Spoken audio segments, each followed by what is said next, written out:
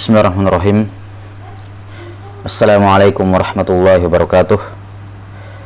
Innal hamdalillah nahmaduhu ta'ala wa nasta'inuhu wa nastaghfiruh wa na'udzu billahi min shururi anfusina wa sayyiati a'malina. Man yahdihillahu fala mudilla lahu wa man yudlil fala hadiya lahu. Asyhadu an la ilaha illallah wahdahu la syarika lahu wa asyhadu anna Muhammadan abduhu wa rasuluh. Qala Allah Ta'ala ya ayyuhalladzina amanu taqullaha haqqa tuqatih wa la tamutunna illa wa antum muslimun. Wa qala ta'ala ya ayyuhan nasu taqu rabbakumul ladzi khalaqakum min nafsin wahidah wa khalaqa minha zawjaha wa batha minhuma rijalan katsiran wa nisaa'a wattaqullaha alladzi tasaaluna bihi wal arham innallaha kana 'alaikum raqiba. Qala ta'ala ya ayyuhalladzina amanu taqullaha wa qulu qawlan sadida yuslih lakum a'malakum wa yaghfir lakum dhunubakum wa man yuti'illaha wa rasulahu faqad faza fawzan 'azima amma ba'd. Alhamdulillah, insyaallah ini merupakan majelis yang pertama dari penjelasan terhadap Manzumah Al-Qawaid Al-Fiqhiyah karya Syekh Abdurrahman ibn Nasir As-Sa'di As-Sa'di rahimahullahu ta'ala al-mutawaffa sanah 76 wa 300 ba'da alf minal hijratin nabawiyah. Nah, sebelum kita masuk membacakan mutun atau membacakan manzumah yang dibawakan oleh penulis rahimahullahu ta'ala, sebagaimana biasa sebelum memasuki pembahasan suatu disiplin ilmu, kita akan mengetahui atau akan membahas terlebih dahulu al-mabadi'ul asyarah li hadal fan. Nah, akan membahas 10 landasan ataupun 10 pendahuluan yang penting diketahui ya berkenaan dengan suatu disiplin ilmu. Ya. Dimana mengetahui al-mabadi'ul asyarah terhadap suatu ilmu ini akan memberikan gambaran yang ya tentunya walaupun belum komprehensif tapi setidaknya memberikan gambaran yang umum ya, memberikan pendekatan kepada setiap orang yang akan mempelajari suatu disiplin ilmu ya, mengenai hakikat dari ilmu yang akan dia pelajari, mengenai hakikat dari ilmu yang dia akan pelajari. Nah, ketika seorang mengetahui gambaran ilmu ya, gambaran ilmu yang akan dia ketahui, yang akan dia pelajari ya, maka ada beberapa manfaat yang bisa dia petik dari situ. Ada beberapa manfaat yang dia bisa petik dengan mengetahui mabadi al-asyarah dari suatu disiplin ilmu. Al-mabadi al-asyarah ini kalau di bahasa filsafat ilmunya ontologi, kemudian epistemologi dan aksiologi, suatu disiplin ilmu. Nah, ada beberapa manfaat yang bisa diketahui oleh seorang ketika mengetahui gambaran suatu disiplin ilmu. Yang pertama, tentunya dia akan mengetahui ya, di antara faedahnya saya tidak murattab ya, saya tidak berurut, tapi ini beberapa manfaat yang bisa diperoleh oleh seorang ketika dia mendapatkan gambaran secara umum mengenai disiplin ilmu yang akan dia pelajari. Yang pertama adalah apakah dia sudah siap mempelajari ilmu tersebut atau belum? Ya, apakah dia sudah siap mempelajari ilmu tersebut atau belum? Apakah dia punya waktu yang cukup ya bagi dirinya saat itu untuk mempelajari ilmu tersebut? Ya, karena dari mengetahui mabadi al-asyarah terhadap suatu disiplin ilmu, dia akan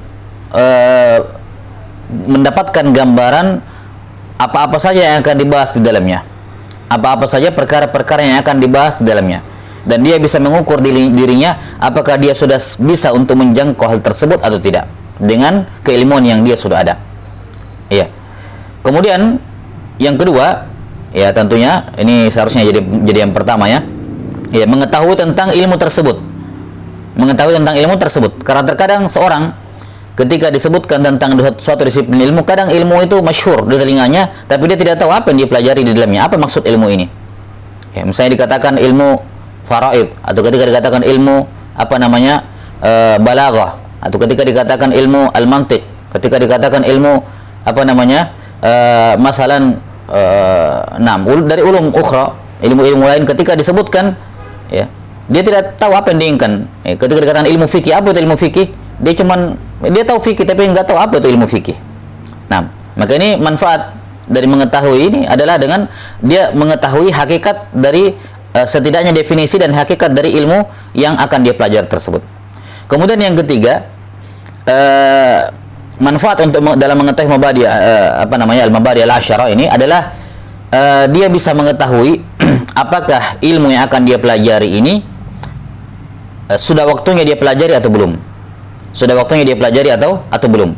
Dan untuk memahami ilmu yang akan saya pelajari ini, apakah saya butuhkan ilmu yang lain atau tidak. Karena nanti akan disebutkan dalam al-mabadi al-asyarah adalah nisbat ilmu ini dengan ilmu yang lain. Apa korelasi antara ilmu ini dengan ilmu-ilmu yang lain? Ya. Maka dari sini dia bisa mengetahui apakah ilmu ini sudah saatnya dia pelajari atau belum. Apakah dia masih membutuhkan hal-hal yang lain yang harus dia ketahui sebelum mempelajari ilmu ini atau belum. Atau belum. Insyaallah taala kita akan sebutkan kembali di sela-sela menyebutkan al-mabadi al-asyarah. Tapi yang jelas secara umum ini manfaat dari mengetahui al-mabadi al-asyarah dari suatu disiplin ilmu. Taib. Sebagaimana yang sudah kita sebutkan di dalam pelajaran tazkirah, bukan di kelas antum ya, kelas yang 1.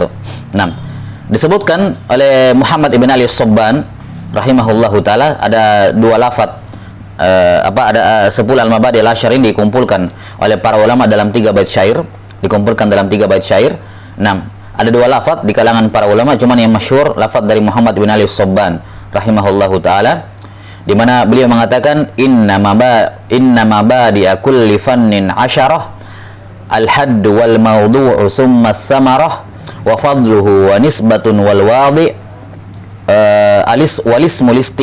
walismul istimdad hukmu syari' wa masailun wal ba'du bil ba'd iktafa wa man darul jami'a hadza syarafa. Ini 10 al-mabadi al-asyarah dikumpulkan dalam 3 bait syair oleh As-Sabban rahimahullahu taala. Kata beliau, inna mabadi kulli fannin asyarah. Sesungguhnya mabadi, dasar-dasar mabadi suatu ilmu, setiap disiplin ilmu itu ada 10. Yang pertama, al-haddu wal mawdu'u summa samarah. Al-haddu, apa definisinya? Ya, apa definisinya? Al-haddu yang diinginkan di sini bukan hanya al-had tapi juga mencakup ar-rasm. Sebagaimana kita akan terangkan nanti. Al-haddu wal mawdu'u. Yang kedua adalah al-mawdu'. Apa tema pembahasan di dalamnya? Tema umum pembahasan yang akan dibahas dalam disiplin ilmu tersebut. Summa samarah. Yang ketiga adalah apa samarahnya? Apa manfaat dari mempelajari ilmu tersebut? Saya kalau sudah pelajari ilmu ini, apa yang akan saya dapatkan? Kemudian ini 3. Yang keempat, wa fadluhu wa nisbatun wal wadi'. Wa fadluhu yakni keutamaannya. Wa fadluhu yakni keutamaannya. Keutamaan mempelajari ilmu ini. Wa fadluhu wa nisbatun. Apa nasab ilmu ini kemana? Korelasi dia dengan ilmu-ilmu lain, dia sebagai anak kah? Ya, nasab, kalau kita berbicara nasab ya, anak, ayah, saudara misalnya kan. Ya, nanti kita akan terangkan. Ya. 6. Wa fadluhu wa nisbatun wal wadi'. Siapa yang meletakkannya pertama kali? Sebagai suatu disiplin ilmu, siapa yang pertama kali menulisnya? Sebagai suatu disiplin ilmu, siapa yang pertama kali menuliskannya? Ya. Ini sudah berapa? Sudah 6. Kemudian yang ke-7, 8 dan 9, walismul istimdad hukmu syari'. Alism, apa nama dari ilmu ini?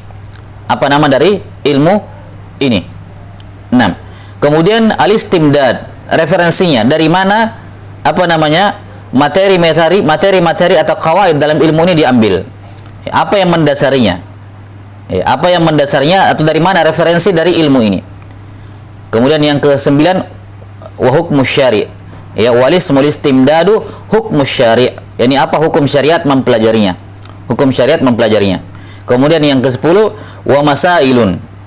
Ya, wa masailu wal ba'du bil ba'd iktafa wa man darul jami'a hadza syarafa. Yang ke-10 adalah wa masailu. Apa masail yang dipelajari dalam disiplin ilmu ini, dalam fan ini? Wal ba'du bil ba'd iktafa.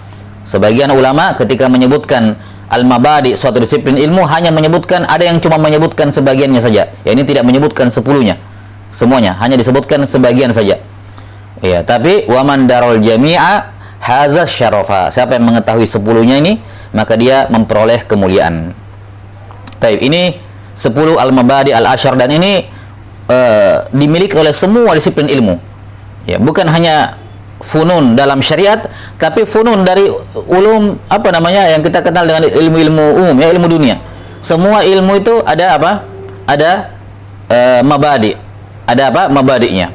Nah, yang ini dipelajari kalau di ilmu umum, ya dikatakan filsafat sebuah ilmu. Ya, filsafat ilmu yang mengenal ilmu tersebut apa namanya secara sesuai dengan apa, dengan mengenal ilmu tersebut dengan pengenalannya hakiki tentang mahiyah ilmu tersebut. Dan untuk mengetahui mahiyah hakikat suatu ilmu ini kita pelajari 10 perkara ini. Nah, yang pertama ya dari al-mabadi al-asyara, dari usul al-fiqhi yang pertama adalah al-haddu. Inna mabadi kulli fannin asyara, ya, al-haddu. Al-haddu. Apa itu al-had? Nah, yang dimaksud dengan al-had di sini adalah apa namanya? Yang dimaksud dengan al-had di sini adalah mencakup al-haddu war rasmu. Ya, karena ta'rif ya di kalangan al-mantiqin ya, itu ada 3. Ada at-ta'rifu bil hadd, yang kedua ada at-ta'rif bil rasmi, dan ada yang ketiga at-ta'rif bil lafzi. Ya, ada ta'rif bil haddi, ada ta'rif bil rasmi, dan ada ta'rif bil apa namanya bil lafzi. Nah, yang dimaksud dengan al-hadd di sini adalah al-haddu war rasmu. Dan itu penjabarannya tempat yang lainnya. Nah, walaupun saya pikir sebagian besar dari antum sudah pernah mempelajari muqaddimat dalam ilmu mantiq, itu saya kira perkara yang jelas. Nah, al-haddu ya definisi dari al-qawaid al-fiqhiyah. Nah, ini saya tidak terlalu meluas di sini, tidak perlu kita terlalu berpanjang lebar intinya, karena qawaid fiqhiyah kan ya kata-katanya, kalimat-kalimatnya sudah sama dengan usulul fiqhi. Ada dalam pembahasan usul al-fiqhi. Nah, dan sudah antum pelajari ya beberapa kitab dalam usul fiqhi. Nah, jadi kita to the point saja. Jadi al-qawaid al-fiqhiyah ini sebagaimana usul fiqhi ini termasuk dari lafaz-lafaz yang apa namanya murakkabah. Lafaz-lafaz yang murakkabah. Ya, di mana lafaz murakkabah adalah apa? Ma dalla juz'uhu ala apa? Ala juz'i maknahu. Ya, maknanya seperti secara umum bahwa suatu lafaz yang murakkabah adalah lafaz yang sebahagiannya itu menunjukkan sebagian makna dari kalimat itu secara utuh. Ketika dikatakan kitabu Zaidin, maka kalimat kitab menunjukkan bahagian dari kalimat kitabu Zaid, dan kata Zaidun itu menunjukkan apa? Makna sebagian makna dari kata kitabu Zaidin. Itu murakkab. Adapun mufrad adalah ma la yadullu juz'uhu ala juz'i maknahu. Ma la yadullu juz'uhu ala juz'i maknahu. Ya, suatu kata yang bahagiannya itu tidak menunjukkan sebagian dari maknanya yang lain. Seperti misalnya kata Zaidun. Zaidun itu mufrad. Kenapa? Zaidun terdiri dari 3 kata, yaitu zai, ya, dan dal. Namun huruf zai tidak menunjukkan makna Zaidun. Ya juga tidak, dal juga tidak. Ini namanya lafaz mufrad. Ya, jadi ini beda apa namanya yang dimaksud mufrad dan murakkab dalam apa namanya ilmu nahwu, dan mufrad dan murakkabah dari sisi dalam ilmu mantik. Dan ini yang dimaksud di sini dalam ilmu al-mantik. Ya, dikarenakan apa namanya membuat definisi itu adalah salah satu maqsid, salah satu tujuan dari apa namanya maqasid yang paling utama dari ilmu mantik, yakni merangkai ta'rif yang benar. Bagaimana cara membuat definisi yang benar. Nah, maka di sini akan disebutkan apa qawaid atau apa ta'rif dari al-qawaid al-fiqhiyah.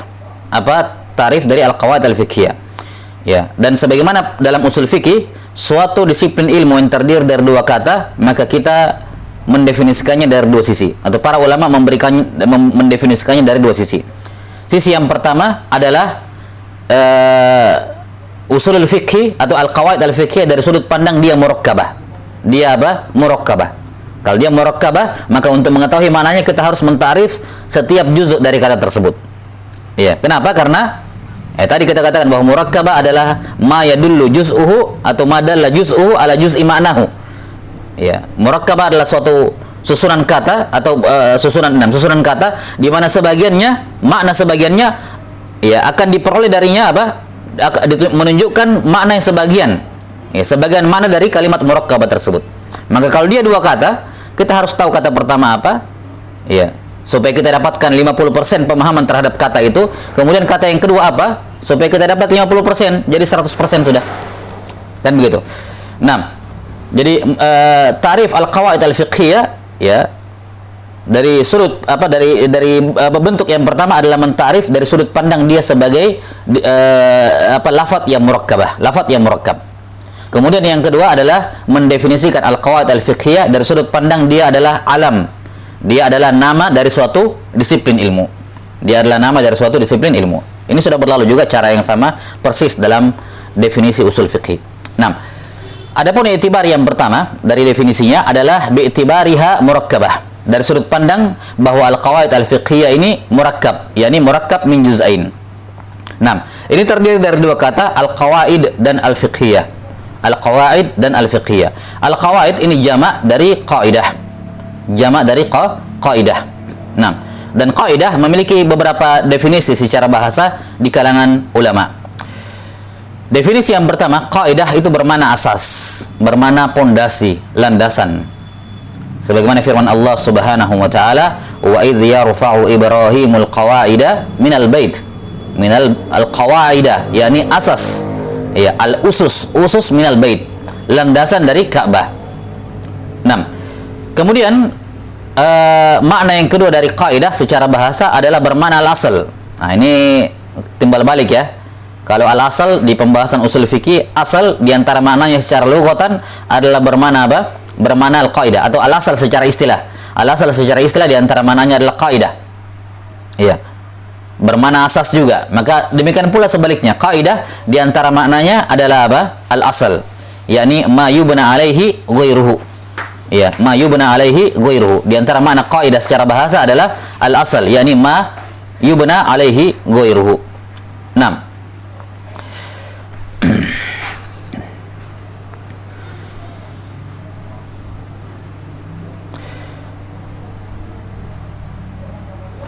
Nah, ini makna dari al-qaidah secara umum, secara lugatan.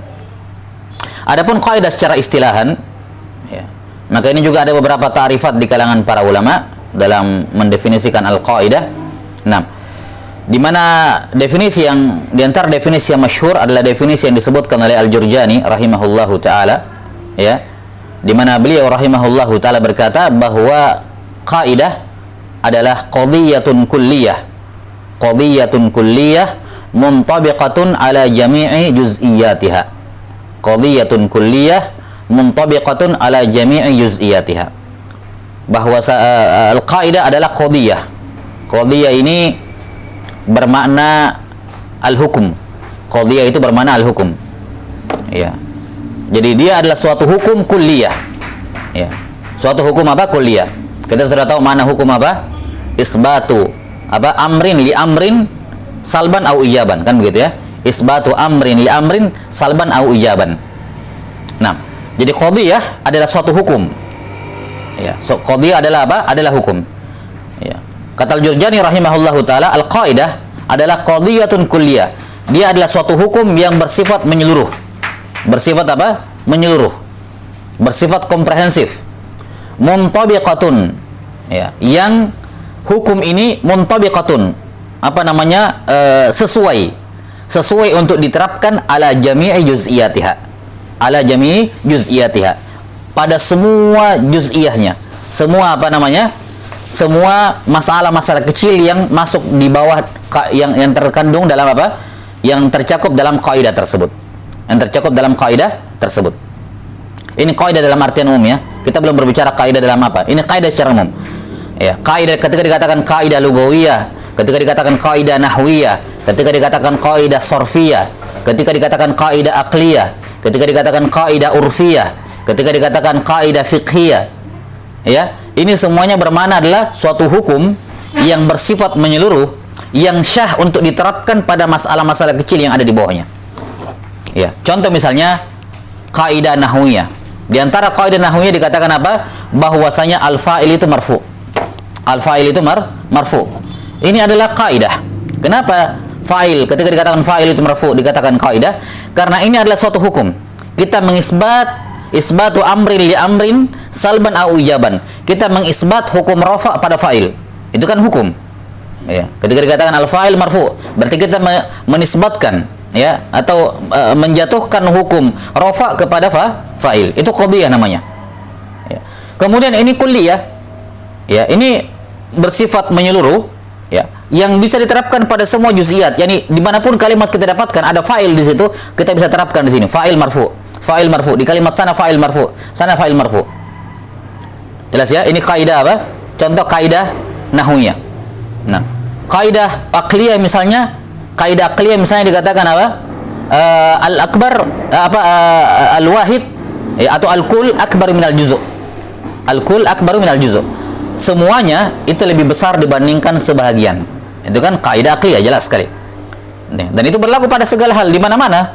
Ya, kita dapati satu bagian atau seluruhnya itu lebih besar dibandingkan setengah.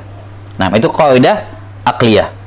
Nah, dan yang kita akan bicarakan di sini adalah kaidah al-fiqhiyah. Baik. Jadi sudah jelas di sini bahwasanya kaidah secara istilah adalah qadhiyatun kulliyah, ya, muntabiqatun ala jami'i juz'iyatiha. Dia adalah qadhiyah kulliyah yang syah diterapkan, ditetapkan, digunakan pada semua masail, ya, juz'iyat yang ada di bawahnya. Nah, ini definisi al-qawaid, ya, secara al-istilah. Kemudian kata yang kedua al-fiqhiyah. Nah, al-fiqhiyah dia adalah nisbat, sudah jelas ya, nisbat kepada al-fiqh. Dan al-fiqh sudah berlalu dalam pembahasan usul fikih. Al-fiqh secara lugatan bermakna al-fahmul mutlaq. Bermakna apa? Al-fahmu al-mutlaq. Nah, sementara istilah, ya, al-fiqh kata para ulama adalah ma'rifatul ahkam asy-syar'iyyah allati tariquha al-ijtihad. Allati tariquha al-ijtihad. Atau ada yang mendefinisikan, ya, bahwa al-fiqh adalah ma'rifatul ahkam asy-syar'iyyah bi adillatiha at-tafsiliyah. Ya, bi adillatiha at-tafsiliyah. Nah, baik. Ini definisi al-fiqh dan kita tidak perlu menjelaskan ini, ya, sudah berulang di usul fikih. Yang jelas al-fiqh seperti itu secara lugatan dan secara istilahan. Nah, sekarang kalau kita gabungkan, setelah kita mengetahui apa itu definisi qawaid, apa itu definisi al-fiqhiyah, ya. Ketika kita gabungkan, ya, maka nampak jelas bagi kita apa yang dimaksud dengan al-qawaid al-fiqhiyah. Ya. Dia adalah apa? Qadhiyatun kulliyatun fil fiqhi. Ya, kan begitu. Karena ini al-fiqhiyah adalah nisbat. Berarti apa? Qawaid ini dinisbatkan kepada apa? Ya, al-qawaid disifati dengan apa? Bahwa dia dalam perkara fiqhiyah. Dia adalah perkara fiqhiyah. Nah, jadi kalau kita gabungkan definisinya, kita menggunakan tarifnya al-Jurjani dari qawaid tadi, kita bisa katakan bahwa qawaid fiqhiyah adalah al-qadhiyah. Al-qadhiyah, jamak dari qadhiyah. Al-qadhiyah atau qadhiyah kulliyat, ya, muntabiqatun fil fiqhi muntabiqatun ala jami' juz'iyatih.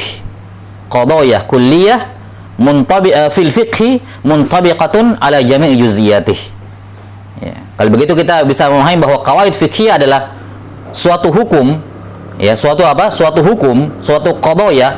Afwan, qadhiyah berarti banyak, ya, karena al-qawaid bentuk jamak.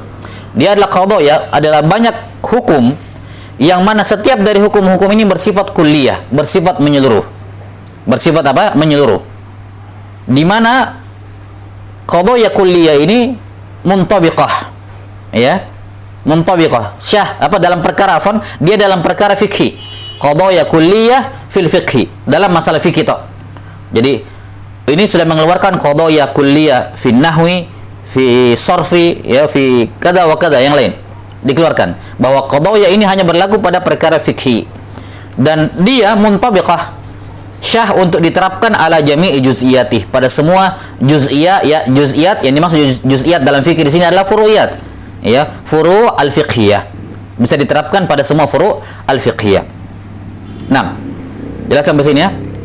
Ketika misalnya dikatakan bahwasanya di antara qawaid fiqhiyah, misalnya dikatakan al-umuru bimaqasidiha, bahwa setiap amalan, ya, tergantung dengan niatnya, tergantung dengan maksudnya. Ini adalah suatu hukum. Kita menetapkan bahwa hukum dari suatu amalan adalah tergantung niatnya, itu kan qadhiyah isbatu amrin li amrin salban au ijaban. Kita menisbatkan kepada suatu amalan bahwa dia maujud atau tidak maujud atau ghairu maujud tergantung dengan apa? Maksudnya. Tergantung dengan apa? Maksudnya. Ya, ini tergantung dengan niatnya. Maka ini adalah qadhiyah yang sifatnya kulliyah dan dia dalam fikih. Al-umur bimaqasidihah dalam fikih. Ya. Dan dia bisa diterapkan pada segala hal. Ya, sebagaimana yang ma'ruf dari ucapan Imam Syafi'i rahimahullahu taala bahwa hadis innamal a'malu binniyat itu apa? Dakhala fi sab'ina baban min abwabil fiqh. Bisa masuk dalam 70 bab fikih.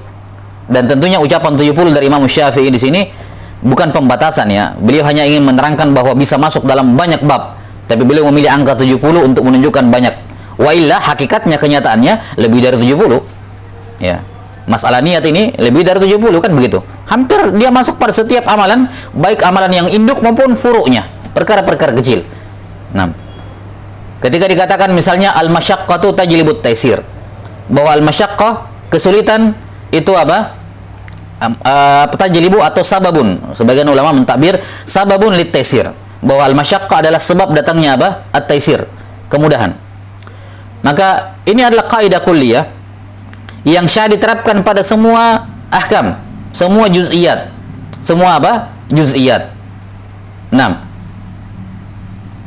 Ketika kamu tidak bisa sholat berdiri, ya silakan kamu duduk. Kenapa? Al-masyaqqah sababun lit-taisir.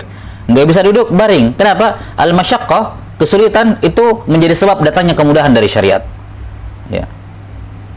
Kamu repot-repot masalan ketika kamu sedang safar, sulit untuk selalu singgah di tengah jalan untuk mengerjakan salat pada waktunya, masyaqqah, maka ada taisir, yaitu apa? Al-jama'.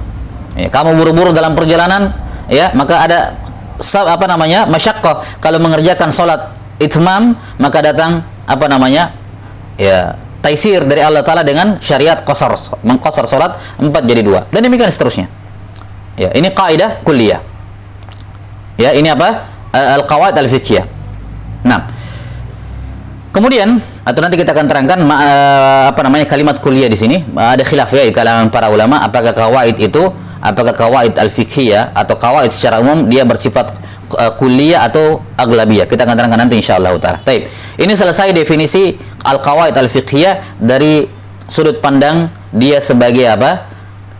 Dia adalah lafaz yang murakkab, murakkab min juz'ain. Kemudian yang kedua adalah definisi al-qawaid al-fiqhiyah bi'tibarihi alaman li hadzal fan. Dari sudut pandang dia adalah nama untuk ilmu ini. Ya, nama untuk ilmu ilmu ini. Nah. Baik.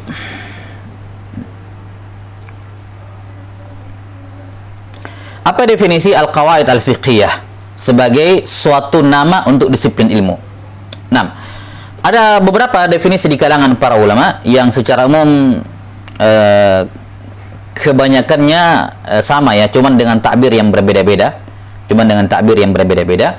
Nah, di antara ta'rif yang disebutkan oleh para ulama dalam ta'rif al-qawaid al-fiqhiyah, bahwa al-qawaid al-fiqhiyah adalah hukmun syar'i.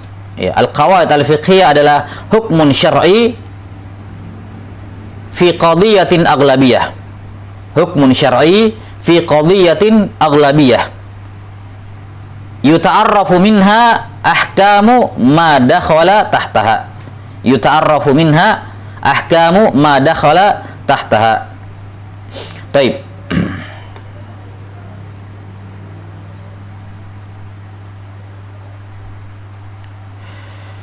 Dikatakan bahwasanya al-qawaid al-fiqhiyah adalah hukmun syar'i. Dia berupa apa? Hukum syar'i. Dia berupa hukum syar'i. Baik, sebentar. Di mana hukum syar'i ini diterapkan atau dalam masalah qadhiyatin aghlabiyah. Fi qadhiyatin aghlabiyah, pada suatu hukum yang bersifat aghlabiyah, sebagian besar. Tidak bersifat kulliyah. Tidak bersifat kulliyah. Yuta'arrafu minha ahkamu ma dakhala tahtaha. Yang dengan dari qadhiyah aghlabiyah ini kita bisa mengetahui hukum-hukum yang termasuk di dalamnya, yang tercakup di dalamnya. Ini definisi dari al-qawaid al-fiqhiyah. Ya, dari al-qawaid al-fiqhiyah. Dia adalah hukum syar'i fi qadhiyatin aghlabiyah, dalam qadhiyah yang sifatnya aghlabiyah, sebagian besar, tidak bersifat kulliyah, ya. Yuta'arrafu minha ahkamu ma dakhala minha. Yang dari qadhiyah aghlabiyah ini kita bisa mengetahui hukum dari masail, dari furu' yang tercakup di dalamnya, yang tercakup di dalam hukum umum tersebut. Baik, ini definisi dari al-qawaid al-fiqhiyah. Jadi al-qawaid fiqhiyah adalah sebuah hukum syar'i. Sebuah hukum syar'i.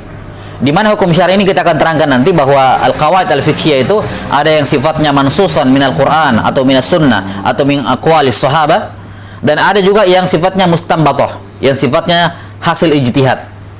Lafadznya tidak terambil dari nusus Quran ataupun sunnah, bukan terambil dari nusus, melainkan dia mustanbatah.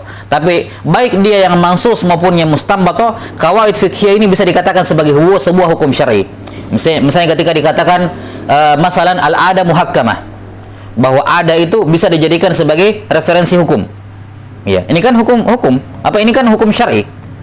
Ini kan hukum syar'i. Ya. Kemudian ketika dikatakan al-umuru bimaqasidiha, ketika dikatakan al-masyaqqah sababun lit-taysir. Sababun lit-taysir. Atau misalnya dikatakan apa? Idza ta'arada al-maslahatain, ya al-maslahatan fayaqaddamu alahuma maslahatan. Kalau bertabrakan dua maslahat, maka didahulukan yang paling tinggi maslahatnya. Ya. Dan seterusnya dari kaidah-kaidah al-fiqhiyah yang akan datang nanti penyebutannya. Nah, maka kaidah fiqhiyah ini didefinisikan sebagai suatu hukum syar'i. Kenapa dia hukum syar'i? Dikarenakan kaidah ini atau lafaz dari kaidah fikih ini imma terambil mansuson dari Quran ataupun sunnah, atau dia mustanbatah dari dalil Quran dan sunnah. Maka dia fi manzilah hukmun syar'i. Ya, dia adalah hukum syar'i. Makanya kita akan terangkan nanti dalam perbedaan antara qawaid fikih dengan qawaid usuliyah. Di antara perbedaannya adalah apa?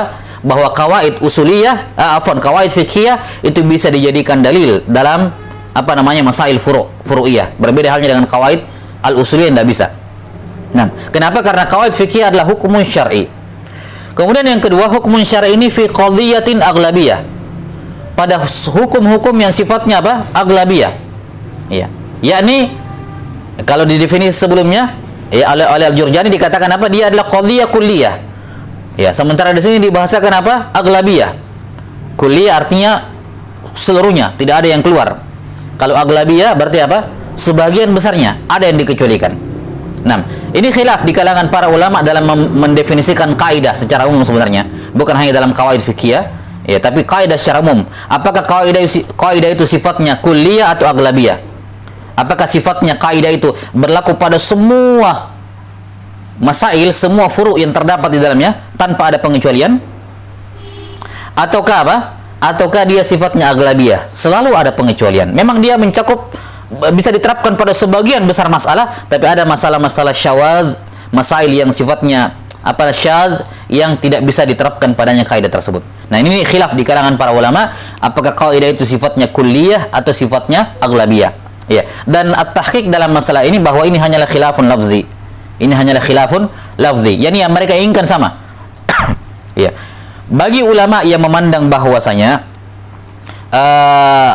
jadi baik yang mendefinisikan kaidah itu adalah qadhiyah kulliyah ataupun yang mendefinisikan kaidah itu sebagai qadhiyah aghlabiyah, semuanya sepakat bahwasanya kaidah ini ada pengecualiannya. Setiap kaidah ada pengecualiannya. Iya. Semuanya seperti itu, sampai-sampai sudah menjadi suatu kaidah lagi tersendiri. Kaidah dikatakan apa? Ma min kaidah illa walaha al-istisna, atau illa walaha asy-syawaz. Kan begitu. Ini sudah jadi kaidah yang berdiri sendiri juga ini. Tidak ada satupun kaidah kecuali pasti ada pengecualiannya. Pasti ada yang keluar. Dan ini perkara yang mujma' alaih, perkara yang disepakati. Bahwa tidak ada satupun kaidah yang sama seperti ketika dikatakan fa'il marfu'. Apakah fa'il marfu' selama-lamanya? Apakah tidak ada yang keluar pengecualian, ya, dan seterusnya? Ya, ini ada pembahasannya. Ada apa? Pembahasannya. Nah, ala kulli hal, jadi semua sepakat bahwasanya setiap kaidah pasti ada pengecualiannya. Maka baik yang membahasakan kaidah dengan qadhiyah kulliyah, demikian pula yang mengatakan dia adalah qadhiyah aghlabiyah, semua sepakat bahwa ada pengecualian dari kaidah. Cuman bagi yang mengatakan bahwa kaidah itu adalah kaidah kulliyah yang bersifat menyeluruh, mereka mengatakan bahwasanya apa? Ya, ada kaidah yang lain, yaitu apa? Bahwa pengecualian ini, apa-apa yang dikecualikan itu persentasinya kecil sekali dibandingkan yang masuk dalam kaidah. Yang tidak masuk dalam kaidah persentasinya sangat kecil. Dia nadir, dia syadz. Ya, syadz dalam artian berbeda dari kawan-kawannya yang lain, furu' yang lain yang semisal dengannya. semisal dengannya. Sudah sampai sini ya. Maka mereka memandang bahwasanya an-nadiru la hukma lahu. Ini menjadi kaidah tersendiri juga, bahwa an-nadir la hukma lahu. Sesuatu yang jumlahnya sedikit, jarang, itu tidak bisa dijadikan hukum. Maka walaupun mereka mengakui bahwa setiap kaidah itu ada masail sedikit yang keluar darinya, tapi karena dia persentasenya kecil sekali dan jarang, maka dia dianggap tidak ada. Sehingga mereka tetap mengatakan bahwa kaidah itu sifatnya kulliyah. Kulliyah yakni menyeluruh. Ya. Kenapa menyeluruh padahal ada yang keluar? Mereka mengatakan iya ada yang keluar, dikecualikan, tapi itu jumlahnya persentasenya kecil sekali dan itu teranggap nadir. Wan nadiru la hukma lahu. Nadir tidak ada hukumnya, maka dianggap tidak ada. Ini bagi yang membahasakannya dengan qadhiyah kulliyah. Sementara yang menganggap bahwa itu adalah qadhiyah aglabiyah, mereka mengatakan, nah karena ada yang dikecualikan, berarti ini tidak bersifat kulli, bersifat aglabi saja, sebagian besar, karena ada yang dikecualikan. Jelas ya? Jadi ini hanya khilaf lafzi. Khilaf apa? Lafzi. Nah, jadi para ulama dan di sini ada khilaf, walaupun sebagian ulama tetap mentarjih ya, tetap mentarjih, dan mungkin yang lebih aula dalam masalah ini, yang lebih tepat dalam masalah ini adalah pendapat para ulama yang mengatakan bahwasanya kaidah itu adalah sifatnya kulliyah, bukan aglabiyah. Iya, kalau kita mau memilih lafaz yang paling tepat, ya walaupun sekali lagi semua sepakat ada pengecualian, cuman mungkin yang lebih aula ya adalah kita katakan bahwa kaidah fiqhiyah itu adalah kaidah kulliyah. Iya. Maka kalau kita menggunakan definisi yang tadi definisi disebutkan oleh Syekh Ali An-Nadwi ya rahimahullahu taala, bahwa kaidah fiqhiyah secara dari sudut pandang dia adalah alam nama bagi disiplin ilmu ini. Beliau mengatakan, kata Syekh Ali An-Nadwi, bahwa al-qawaid fiqhiyah adalah hukmun syar'iyyun fi qadhiyatin aglabiyah. Ini sengaja saya bawakan definisi ini untuk menyinggung masalah aglabiyah sama kulliyah ini. Karena tadi kan di sebelumnya kita sudah sebutkan Al-Jurjani menyebutkan kulliyah. Nah, di sini definisi yang dipilih oleh Syekh Ali An-Nadwi, beliau menggunakan apa? Aglabiyah. Ya, beliau menggunakan aglabiyah. Nah, namun kita sudah sebutkan sudut pandang dari kedua pendapat ini. Nah, walaupun yang aula kita katakan kaidah tetap sifatnya kulliyah, bukan aglabiyah. Maka dikatakan kalau kita menggunakan tarif tadi, kita tinggal rubah aglabiyahnya, dikatakan bahwasanya al-qawaid al-fiqhiyah hukmun syar'iyyun fi qadhiyatin kulliyah. Hukmun syar'iyyun fi qadhiyatin kulliyah yuta'arrafu minha ahkamu ma dakhala tahtaha. Yuta'arrafu minha ahkamu ma dakhala tahtaha. Jadi dia adalah hukum syar'i yang masuk pada qadhiyah kulliyah yang bersifat menyeluruh. Yang dari hukum syar'i ini atau dari qadhiyah aglabiyah ini kita bisa mengetahui semua furu' yang masuk dalam hukum syar'i tersebut. Taib. Ini definisi dari al-qawaid al-fiqhiyah. Nah, jelas ya, jadi yang rajih ataupun yang aula, bukan kita tidak mengatakan rajih karena dua-duanya ya memang mirip, ya, memang bisa dikatakan khilaf lafzi, cuman mimbab ikhtiyar at-ta'rif kita katakan bahwa yang aula adalah bahwa al-qawaid itu sifatnya kulliyah. Adapun yang dikecualikan tadi, ya, kalau ada beberapa masalah yang dikecualikan, maka para ulama memberikan beberapa jawaban sebenarnya. Jawaban yang pertama atau salah satu jawaban sudah kita sebutkan tadi, bahwa mereka mengatakan an-nadiru la hukma lahu. An-nadiru la hukma lahu. Nah, kemudian ada jawaban-jawaban yang lain sebenarnya. Ya, mereka mengatakan bahwasanya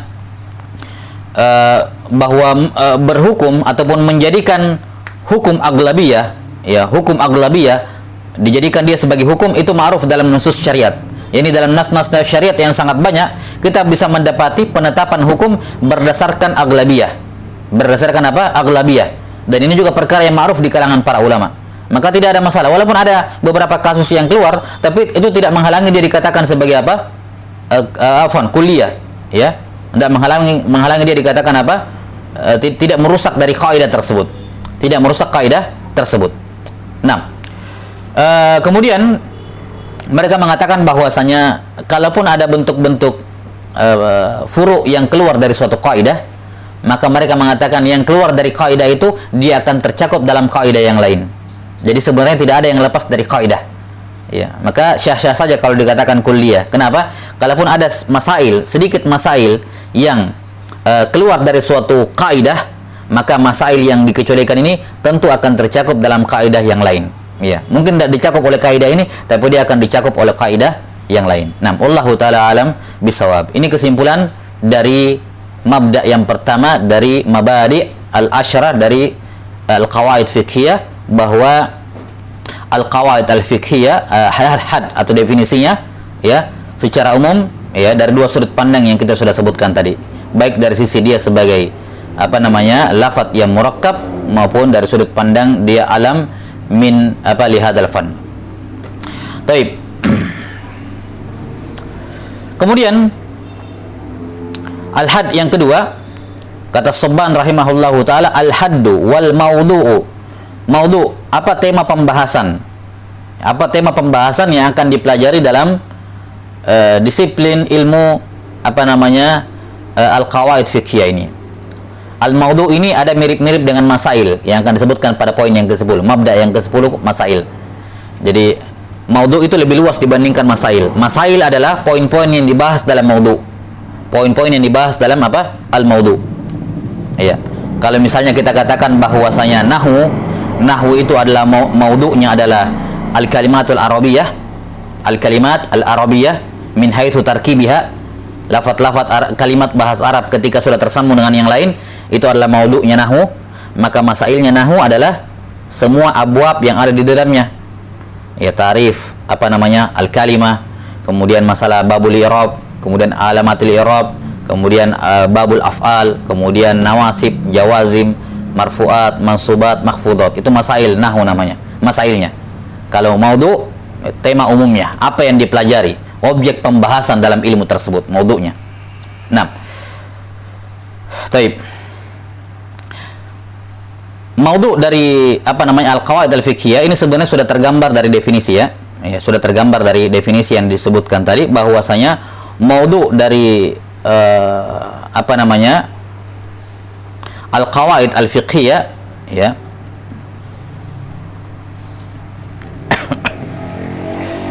Maudhu' dari al-qawaid al-fiqhiyah dia adalah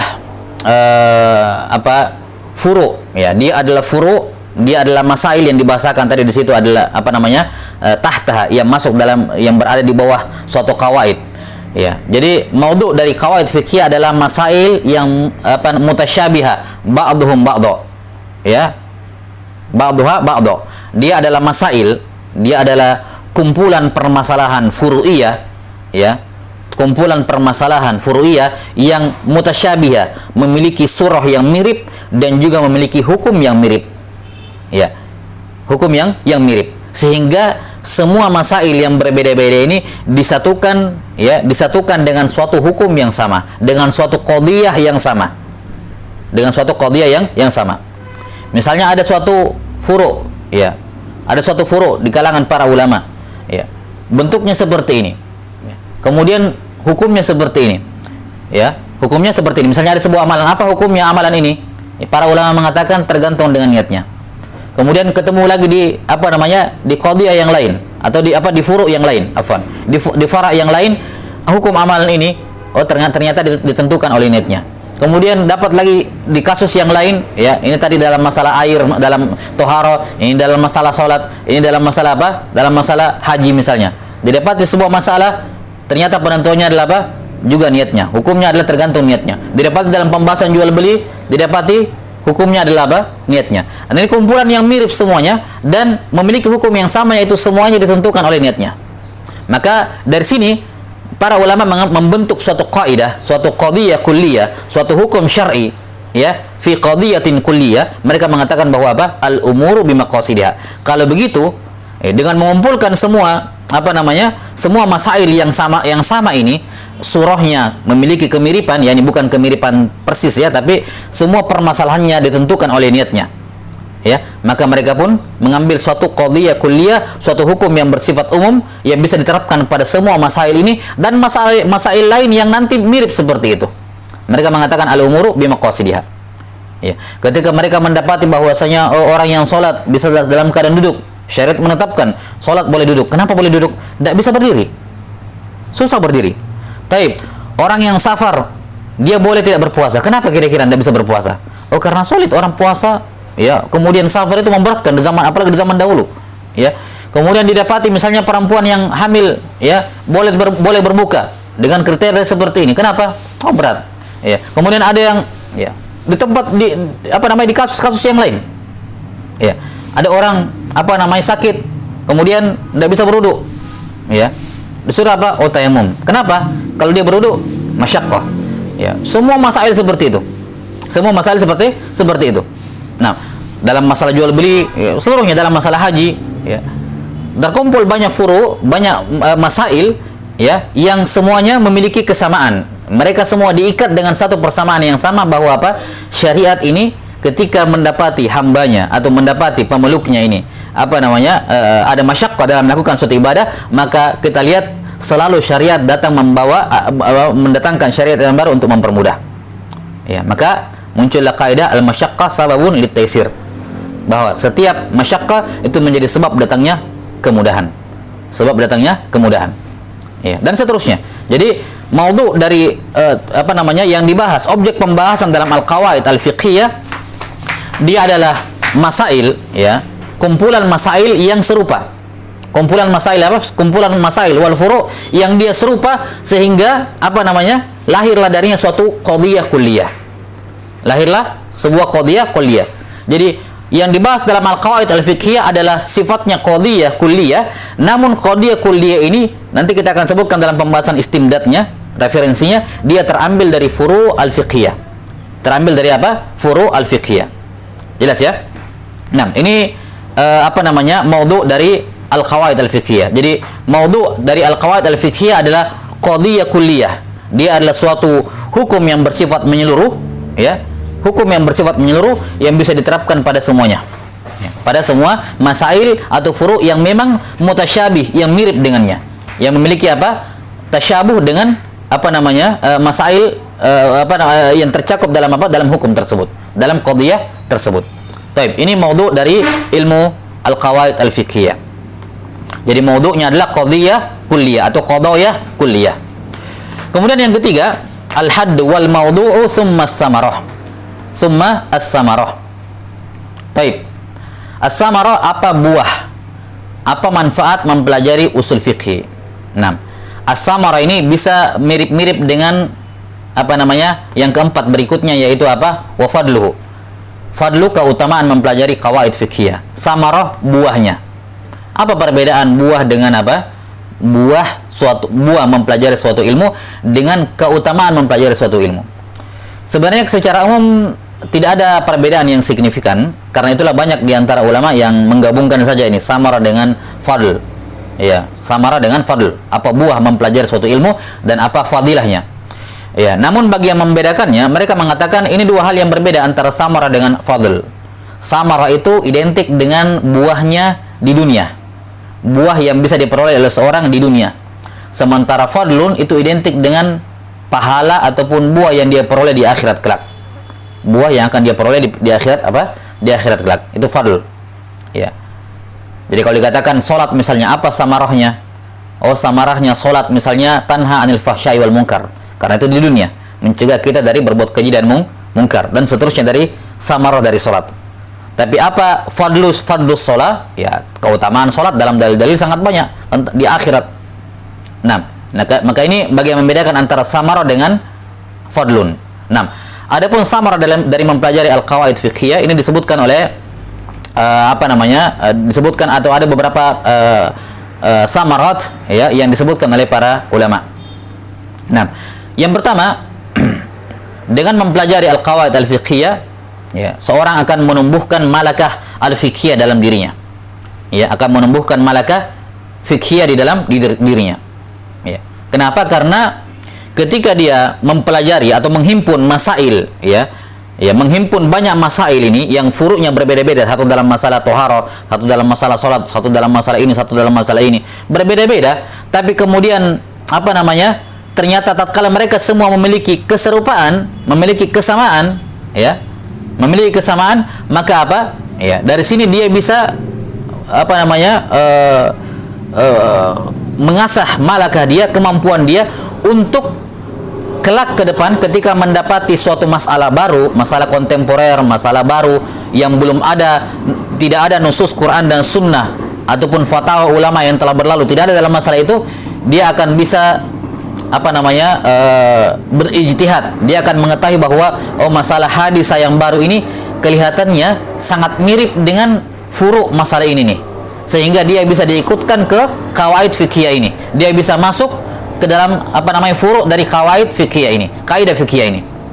Jelas ya? Ini faedah yang pertama. Kenapa? Karena syariat Islam sebagaimana nanti akan diterangkan oleh As-Sa'di rahimahullahu taala, bahwa Islam itu datang untuk yajma'u bainal mutamasilain wa yufarriqu baina al-mutabayyinain. Bahwa Islam datang untuk menggabungkan, menyatukan dua hal yang sama dan membedakan, memisahkan dua hal yang tidak sama. Dan itu sifat dari syariat Islam. Bukan syariat Islam itu tidak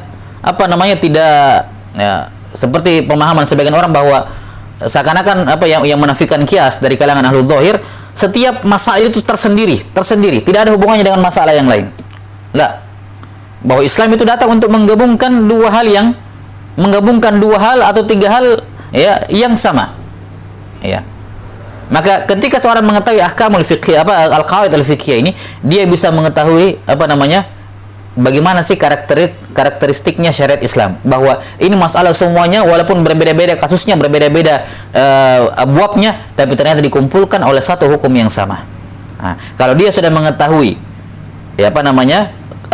terbiasa dalam mempelajari al-qawaid fiqhiyah, memahami qawaid fiqhiyah dengan baik dan benar, maka akan terbentuk malakah fiqhiyah di dalam dirinya yang dengannya dia mampu untuk untuk menghukumi qawaid atau al-waqa'iq dan al-hawadis, kejadian-kejadian yang baru yang akan datang belakangan.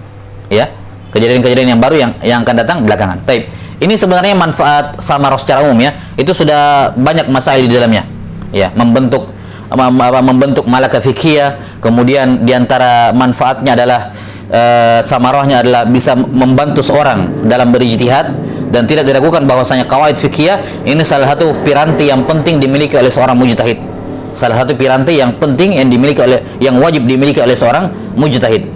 Ya kan? Kemudian diantara samarah yang lain adalah menghemat waktu. Ya. Yani kalau dia mengetahui qawaid fiqhiyah, kemudian ada masail-masail yang lain, ya dia tidak perlu lagi untuk mencari-cari adillah tafsiliyah. Karena ini qawaid fiqhiyah. Kalau orang tidak mempelajari qawaid fiqhiyah, setiap masail dia harus carikan dalil tafsilinya. Masalah ini dalil tafsilinya ini, masalah ini dalil tafsilinya ini dalil tafsilinya. Dia harus carikan. Tapi kalau dia tahu qawaid kulliyah, itu akan menghemat waktunya, mempermudah bagi dia. Ya, bukan hanya menghemat waktu dalam artian lebih ringkas, tapi juga mempermudah bagi dia untuk mengetahui hukum syar'i, baik yang sudah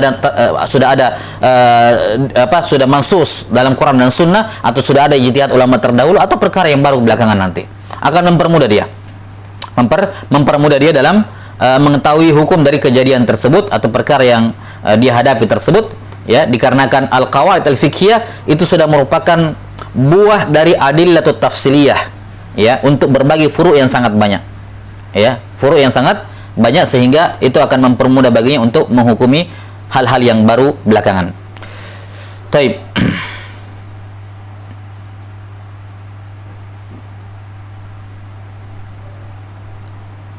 Nah, kemudian antara faedah qawaid fiqhiyah yang juga disebutkan adalah bahwa mempelajari ilmu qawaid fiqhiyah bagi orang yang tidak mutakhassis dalam ilmu-ilmu syariat, itu akan membantu dia untuk mengetahui hukum syar'i dengan bentuk yang lebih mudah. Ya, makanya qawaid fiqhiyah ini sebenarnya bisa dipelajari bahkan oleh orang yang belum bisa berbahasa Arab sekalipun misalnya. Ya, atau belum memiliki piranti-piranti lain, karena secara umum dengan mengetahui al-qawaid fiqhiyah itu memudahkan bagi mereka-mereka yang tidak mutakhassis di bidang ini untuk setidaknya mengetahui, bukan dia gunakan untuk berdalil sendiri, tapi dengannya dia bisa mengetahui landasan suatu pendapat seperti ini, atau kenapa ini hukumnya seperti ini, karena ada kaidah seperti ini, walaupun dia tidak tahu apa maksud kaidah ini, kemana arahnya misalnya ya, atau dia tidak tahu bagaimana caranya mentatbik kaidah ini kepada masalah-masalah lain, tapi setidaknya ketika dia mendapati suatu hukum dari ulama hukumnya seperti masalah seperti ini, hukumnya seperti ini, dan dia mengetahui kaidah fikih, dia akan berpikir atau dia akan mudah memahami bahwa alasan jawabannya hukumnya seperti ini karena ini ada kaidah seperti ini. Jadi setidaknya bisa membantu dia untuk mengetahui ya hukum-hukum syar'i dengan cara yang lebih simpel dan lebih mudah ketimbang terjun mencari dan mencari hadis-hadis tentang suatu masalah. Taib, ini as-samarah. Kemudian yang keempat, fadail, ya. Wa fadluhu wa nisbatun wal wadi. Ya. Mabda yang keempat adalah fadilah mempelajari ilmu al-qawaid fiqhiyah. Ini saya kira jelas ya. 6 fadilah yang berkenaan dengan akhirat, ya. Qawaid fiqhiyah memberikan pemahaman terhadap syariat, dan Nabi sallallahu alaihi wasallam bersabda, "May yuridillahu bihi khaira yufaqihu fid din." Ini saya kira jelas dalil-dalil yang sangat banyak ya dari Quran dan Sunnah yang menjelaskan tentang keutamaan tafaqquh dalam agama. Ya, dan tidak diragukan bahwasanya salah satu sebab seorang tafaqquh dalam agama adalah dengan mengetahui al-qawaid al-fiqhiyah. Nah, tidak perlu kita jelaskan paparkan dalil-dalil ya. Dalil-dalil tentang menuntut ilmu secara umum, dalil-dalil tentang pemahaman terhadap fikih secara khusus. Ini semua masuk dalam fadail, keutamaan mempelajari al-qawaid al-fiqhiyah. Taib.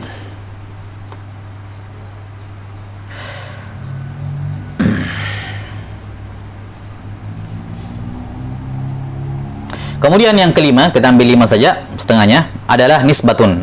Apa nasab al-qawaid fiqhiyah? Nasabnya ilmu al-qawaid al-fiqhiyah.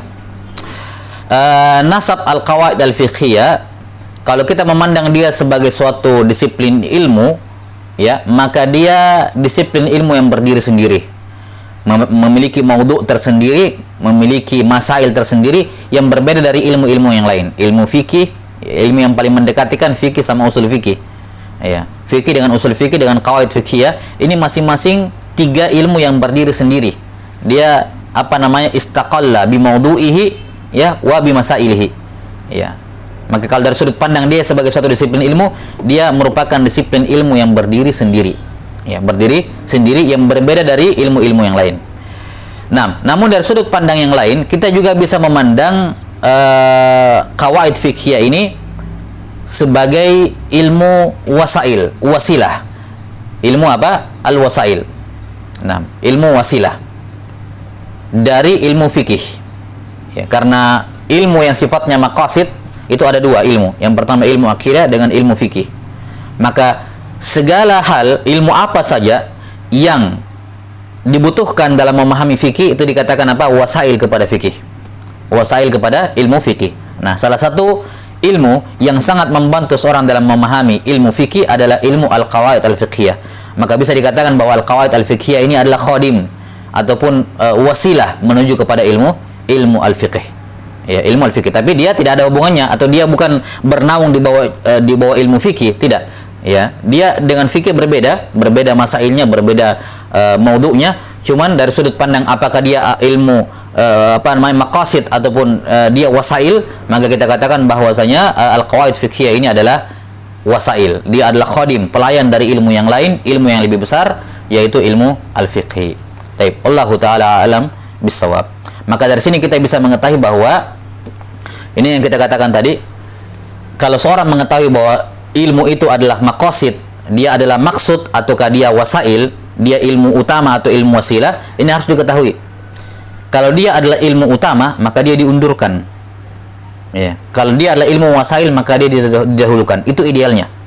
Itu apa idealnya? Karena kalau ketika dikatakan dia wasail, berarti kan dia sarana untuk mencapai sesuatu. Maka kalau kamu belajar langsung ke sesuatu itu, tidak lewat sarananya, itu mendapatkan hasil yang tidak bagus. Ya. Mendapatkan hasil yang tidak bagus. Maka ketika kita mengetahui bahwasanya qawaid fikih adalah wasilah menuju kepada ilmu fikih, dia adalah khadim menjadi kepada ilmu fikih, berarti apa? Selayaknya dia tidak belajar fikih, ya, kecuali setelah dia mempelajari qawaid fikih. Itu idealnya seperti itu. Ya, tertibnya seperti itu. Karena dia seharusnya wasail dulu baru ke maqasid. Ya. Wasilah dulu baru ke maksudnya. Kan begitu. Ya, adapun orang yang langsung belajar ke maksudnya tanpa melalui wasail, ini tidak akan mendapatkan kabiru faidah dari situ. Ya, maka ini manfaat untuk mengetahui nisbat sebuah ilmu. Apakah ilmu itu berdiri sendiri dari ilmu-ilmu yang lain? Kalau dia tidak berdiri sendiri, bagaimana? Kalau dia tidak berdiri sendiri, apa korelasinya dengan yang lain? Ya, misalnya antara nahwu dengan sorof. Nahwu dengan sorof berbeda, tapi nasab mereka yaitu apa? Mereka sama-sama masuk dalam ulumul lughah. Masuk dalam ulumul lughah. Mereka adalah anak-anaknya. Ya, ulum al-lughah. Jadi mereka tercakup suatu disiplin ilmu yang lebih besar. Nahwu sorof tercakup dalam ulumul lughah. Nah, maka kita bisa mengetahui bahwa untuk menguasai lughah kita harus ini nih, nahwu sorof balaghah 3 setidaknya. Karena ini bahagian dari ulumul lughah.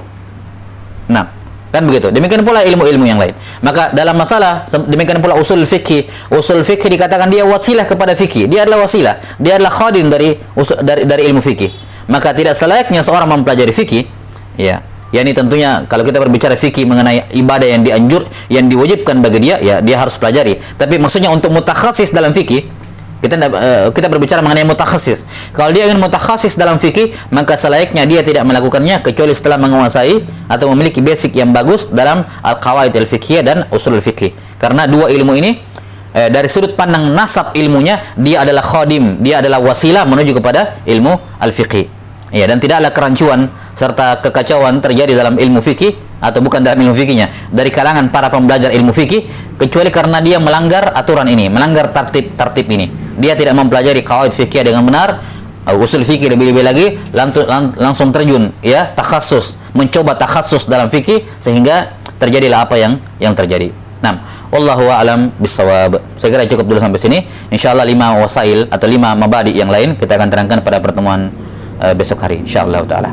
Nas'alullah ta'ala yu'allimana mimma yanfa'una wa ayyanfa'ana bima 'allamana innahu waliyyu dzalika wal qadiru 'alaih. Subhanakallahumma bihamdik asyhadu an la ilaha illa anta astaghfiruka wa atubu ilaik. Walhamdulillahirabbil alamin. Assalamualaikum warahmatullahi wabarakatuh.